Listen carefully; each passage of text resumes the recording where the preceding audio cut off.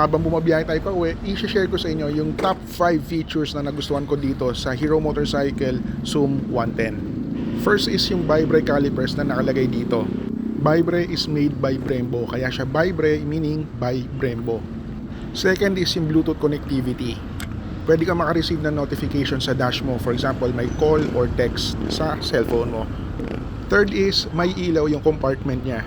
Maliit na bagay pero very usable lalo na pagka bumabiyahe ka ng gabi. Fourth is yung i3S technology nila. Ito yung stop and start system na nakakatulong sa pagpapatipid palalo ng konsumo sa gasolina. And fifth is yung corner bending light technology nila. Ito yung automatic na nag-activate yung cornering lights mo para makatulong magkaroon ng illumination pag lumiliko ka. Nakakita ko ng ganitong technology dati sa BMW and it's a good thing na meron na rin tayo kahit paano sa small displacement na motorcycle.